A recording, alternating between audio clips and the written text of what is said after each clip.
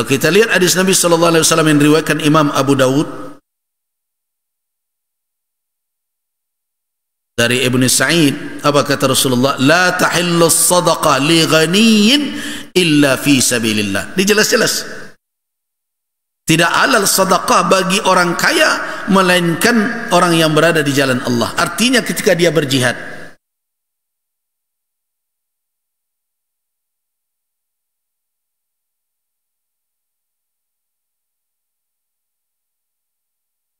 Au jarin fakir.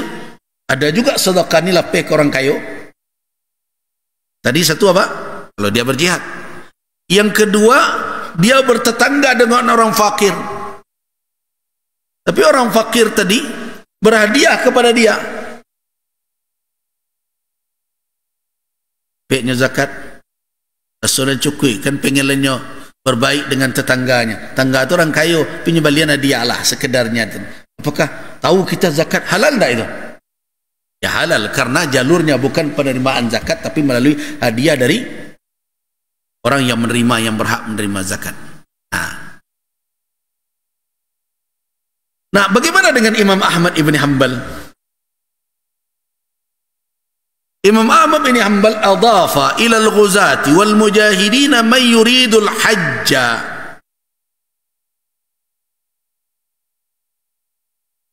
Menambahkan, Imam Ahmad menambahkan kepada ghuzah, kepada orang yang berperang dan mujahidin itu orang yang ingin berhaji. Walaysa lahu mal yukaffihi fayu'ti min maliz zakah, diberikan dari harta zakat ma yusa'iduhu ala ada'il faridah, yaitu yang akan membantu dia menjalankan kewajiban. Tapi ingat, ini sering disalahfahami oleh orang. Orang banseknya berangkat haji. Nah, tentu di sini adalah orang yang bukan berarti sama kali dia tidak memiliki apa-apa. Kalau seandainya seseorang itu dalam keadaan fakir, dalam keadaan miskin, mana yang lebih utama, dia dihajikan atau dibantu penghidupannya supaya dia? Jadi ada orang kadang cara berfikirnya aneh. Bangga sekian fakir miskinnya hajikan, pulang hajinya fakir lah balik.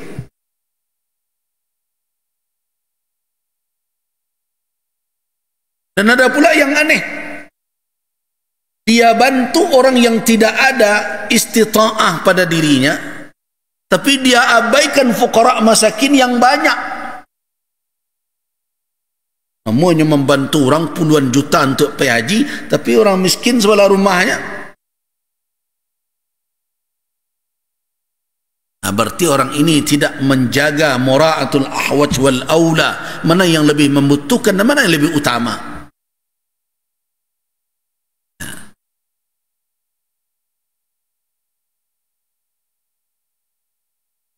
Nah, jadi dengan demikian, kalau kita lihat hadis Nabi sallallahu alaihi wasallam yang jadi rujukan dalam Sahih Al-Imam Al-Bukhari, hamalana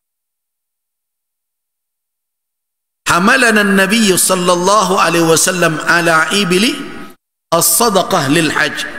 Rasulullah membawa kami berhaji di atas apa? Atas ibli sadaqah, di atas onta zakat. Jadi onta zakat itu dipakai untuk mengantarkan kami berhaji. Maknanya apa? Dia memiliki istita'ah. Dia bukan dalam kategori yang berhajat, dalam keadaan fuqara dan masakin yang membutuhkan penopang kehidupannya. Kalau dia dalam keadaan seperti itu, tentu untuk membantu kehidupan dia lebih aula, lebih diutamakan dibandingkan memberangkatkan dia pergi. Apalagi dengan kondisi ekonominya yang seperti itu, dia tidaklah dalam kategori istita'ah untuk menjalankan haji. Karena istita'ah itu setidaknya ada dua setelah badan sehat mampu melakukan perjalanan, adalah az-zad war rahilah, bekal dan dan kendaraan yang akan menyampaikan seseorang ke tanah suci. Nah, kalau kita lihat hadis tadi, tentu tidak semuanya ditanggung, hanya sekedar Nabi mempergunakan onta zakat dipakai untuk berhaji. Bekalnya dari mana? Ya, tentu dari orang tersebut. Jadi artinya dia kekurangan dalam perkara itu dan dia punya bekal dibawa oleh Nabi. Tetapi bukan berarti ini adalah aula utama. Ini perlu diingat. Namun Al-Imam Asy-Syaukani rahimahullah memberikan komentar terkait hadis tersebut. Hadis ini sebenarnya menunjukkan bahwa haji dan umrah adalah fi sabilillah, masuk bahagian dari jalan Allah fi sabilillah. Nah, wa anna man ja'ala syai'an min malihi fi sabilillah jaza lahu sarfu fi tajhizil hujjat wal mu'tamirin. Jadi siapa saja yang menjadikan hartanya ada di jalan Allah, ini ingat perkataan Imam Syaukani ini, sebenarnya tidak untuk langsung, tapi harta ini sudah diniatkan fi sabilillah. Jadi harta zakat itu manfaatnya boleh dipergunakan untuk menyelenggarakan, menyiapkan orang berhaji dan mu'tamir. Kalau untuk tadi tidak habis dengan dipakai. Nah, ini juga menunjukkan bahwa boleh juga harta zakat dimasukkan kepada apa? Bantuan untuk orang yang berangkat menunaikan ibadah tersebut.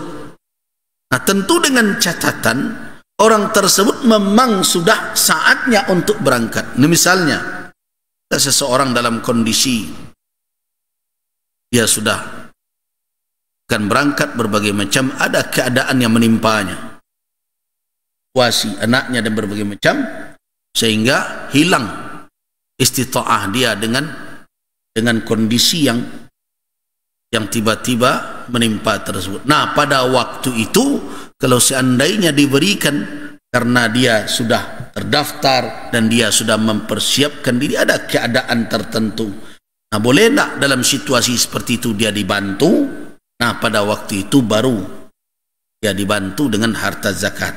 Tetapi mengutamakan orang yang pada dasarnya tidak memiliki istita'ah sama sekali, melebihi daripada asnaf yang lain yang hajatnya begitu besar kepada harta zakat, itu tidaklah suatu tindakan yang bijak. Nah, dengan demikian maka dalam pendapat Imam Ahmad bin Hanbal ada perluasan makna dari sabilillah. Namun itu tidak disepakati. Kenapa?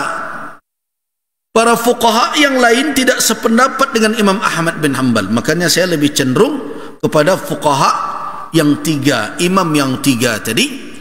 Orang yang berhaji laisa fi sabilillah, walaupun dia di jalan Allah. Iya, orang yang berhaji kan di jalan Allah, benar. Dia bertaqarrub kepada Allah. Tetapi bukanlah fi sabilillah yang dimaksud di dalam asnaf zakat itu. Kenapa? Li'annahu mafrudun 'alal mustati'. Nah, dia itu difardukan untuk orang yang istita'ah. Ya, untuk apa diberikan zakat kepadanya? Walaupun amalannya fi sabilillah. Jadi kalau kita timbang-timbang dua pendapat ini, nah, apakah orang yang berhaji bisa masuk fi sabilillah? Dari sisi ada nas yang mengatakan orang itu fi sabilillah, sebagaimana ada hadis wanita yang ingin berjihad. Kan ada hadis Ummul Mukminin Aisyah, ya Rasulullah, engkau katakan bahwa jihad itu afdalul a'mal, amal yang paling afdal. Afala nujahid? Lalu itu kenapa kami tidak ikut pula berjihad? Maksud Ummul Mukminin Aisyah, jihad yang dimaksud di sini jihad apa? Jihad perang. Apa kata Nabi? Lakunna, untuk kamu sekali ada jihad la qitala fi. Ada jihad yang tidak ada qital padanya. tidak ada perangnya, artinya tidak ada qatil maktul, tidak ada yang membunuh, tidak ada yang dibunuh. Apa itu? Al-hajj, berhaji. Nah, dari dalil itu kita memang sepakat mengatakan bahwa haji bahagian dari fi sabilillah. Tetapi apakah semua orang yang tidak istita'ah kemudian dihajikan dengan zakat? Itu tidak bisa begitu maknanya. Nah, karena itu kalau ditanyakan kepada saya, kapan orang yang berhaji itu berhak menerima zakat? Ketika istita'ahnya hilang disebabkan oleh faktor yang tidak dia sangka. Dia sudah terikat dengan komitmen akan berhaji, tiba-tiba hilang kemampuannya. Mungkin tiba-tiba anaknya sakit yang harus dia obati. Kemudian dia tiba-tiba tidak bisa berangkat baru macam. Dalam kategori ini baru dia boleh. Artinya ruangnya untuk memasukkan fi sabilillah ketika hajat mendesak saja. Nah, tetapi kalau kita lihat mana yang lebih berhak untuk mendapatkan zakat fi sabilillah, kalau kita baca tafsir Al-Manar, tahu kan tafsir Al-Manar, Rashid Ridha Wan Abduh, Syekh Rashid Ridha. Kita lihat bahwa ahammu ma yunfaqu fi sabilillah fi zamanina hadha.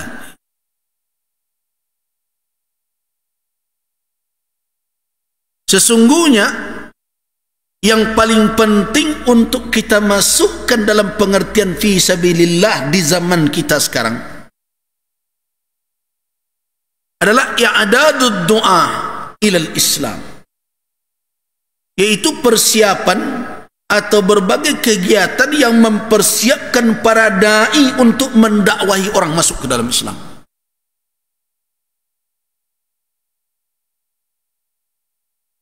Artinya apa? Apapun kegiatan yang akan menuju ke arah pengelolaan dakwah itu sebenarnya lebih berhak daripada memberikan kepada jamaah haji yang akan berangkat itu.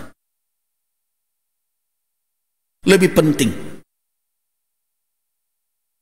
Nah, karena itulah marakiz lid-da'wah, markas-markas dakwah, lembaga-lembaga yang menyiapkan para da'i, termasuk juga yang membekali mereka dengan berbagai macam fasilitas dakwah, yang mengelola gerakan mereka, termasuk lembaga-lembaga keulamaan, itu aham, lebih penting untuk diberikan bahagian fi sabilillah dibandingkan dengan membantu orang pergi haji.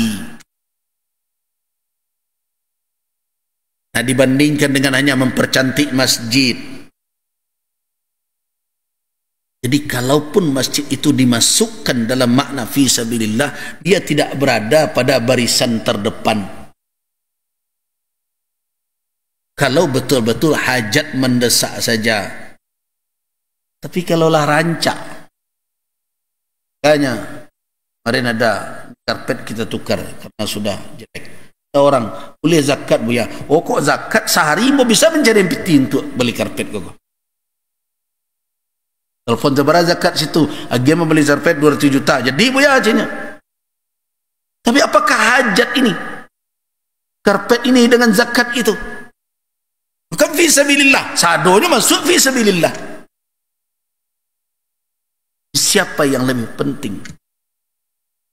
Dalam kondisi sekarang, saudara-saudara kita di Palestina itu berjuang mempertahankan tanah air mereka dari berbagai macam kezaliman yang dilakukan oleh para Zionis dengan sekutu-sekutunya. Mereka lebih berhak mendapatkan fi sabilillah itu. Para da'i kita yang kehidupan yang kita tahu sendiri tidak semuanya dalam kondisi mampu, itu lebih berhak mendapatkan fi sabilillah. Termasuk lembaga-lembaga keumatan kita yang tidak bisa Tidak bisa bergerak, mati suri, bak kerakok tumbuh di batu. Dah bentuk pengurus tuan yang selai. Maka itu untuk rapik saya tak ada peti dia. Padahal kita butuh mereka untuk bergerak, berkumpul, mencari solusi dari berbagai persoalan umat. Nah, itu lebih berhak untuk masuk dalam kategori fisabilillah. Kalau makna fisabilillah itu diperluas. Jadi tidak semuanya. Sebab kalau semuanya masuk fisabilillah, tentu bantu fakir miskin fisabilillah, menolong orang yang berhutang fisabilillah, fisabilillah semua. Kalau begitu kita memaknai fisabilillah, berarti tidak perlu 8 asnaf. Berapa asnaf zakat? 1 saja. Apa itu? Fisabilillah. Nah, tidak begitu Al-Quran menjelaskan orang-orang yang berhak menerima zakat. Innamas sadaqatu lil fuqara wal masakin, dan seterusnya masuk di dalamnya fi sabilillah. Berarti fi sabilillah adalah am, kalau toh difahami umum, tapi yuradu bihil khusus, yang dimaksud di situ adalah yang khusus, yaitu fi sabilillah yang muncul di dalam nas syariat, memang dipakaikan, disebutkan oleh Al-Quranul Karim, orang di situ adalah fi sabilillah, dan termasuklah di situ orang yang menuntut ilmu. Jadi kalau ada orang menuntut ilmu, ya, meminta zakat, tak usah lo ditanya surat miskinnya. Kan ada sebagian orang yang begitu. Nyo kapai kuliah ke Timur Tengah, dia do zakat ndak bu. Kadang yang aneh itu ada lembaga amil zakat kadang-kadang.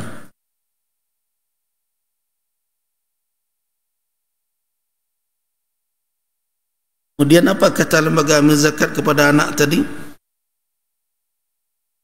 Mintalah surat miskin. Jadi dia tidak diberikan zakat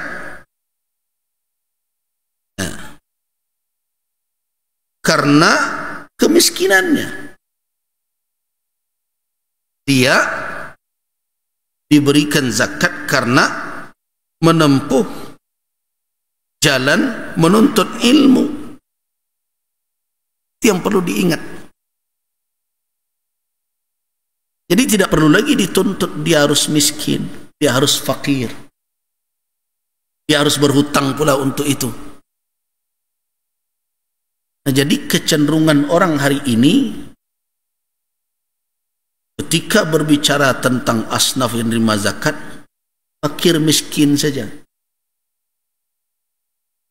Seolah-olah kalau dia tidak masuk kategori fakir, tidak masuk kategori miskin, maka dia tidak berhak mendapatkan. Ini tidak tepat. Karena itu saya sering katakan bahwa database penerima zakat tidak sama dengan database dinas sosial. Ingat itu. Di database penerima zakat tidak sama dengan database dinas sosial. Memang dinas sosial fokus kepada 2 itu saja. Sedangkan database penerima zakat tidak hanya fuqara dan masakin.